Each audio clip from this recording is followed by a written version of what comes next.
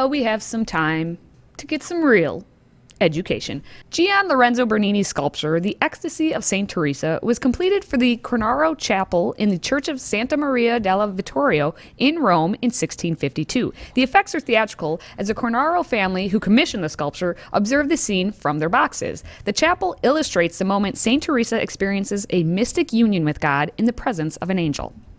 And it really is. This is considered to be the greatest sculpture of the Baroque period.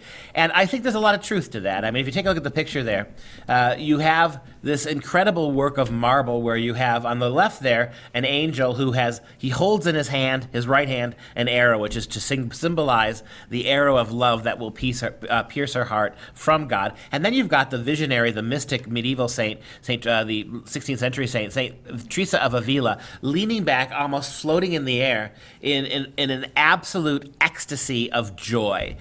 She is a mystic, which means that she prayed and in a very emotional way, and she had an incredibly deep, profound emotional connection with God that transformed her, that elevated her, that put her in a kind of God-driven trance. And you can see how beautiful the sculpture is. The angel, the look on the face of the angel is almost tender and loving, almost envying Teresa, the kind of closeness she's about to experience with God. And there you can see Teresa. Go to the third shot, Mike, and you can see just how gorgeous her face is, right? She is levitating in the air. She is her head thrown back. She is receiving the fullness of God into herself. And that imagery there, that profound statement of mystical. This is very counter-Reformation. You may recall that 1519 Luther nailed his theses and the Protestant Reformation began. And one of the things that the Protestant Reformation did was try to do away with these kind of artistic and emotional images of God and Christ and life and death and the crucifixion. Much more sober and much more stoic was the new Protestantism. And so by 1543 you had the Council of Trent, and you had the Counter-Reformation. How did the Roman Catholic Church counter the Reformation? By doubling down on the emotive nature of human relationships with God. It's not just an intellectual construct.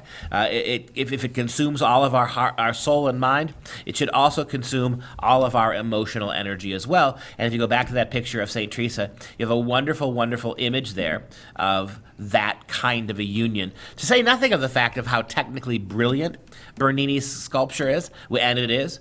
He was a real master. I mean, you look at the clothing of Teresa. That's marble. I mean, it's marble that looks literally like it is some sort of a coarse cloth on the great saint, but it's not. And this kind of sculpture is a difficult thing to do. And when you think about the size of the thing and the scope of it, it really is beautiful. If you ever get to Italy, definitely make Bernini's Ecstasy of Saint Teresa one of those things that you definitely want to stop and see.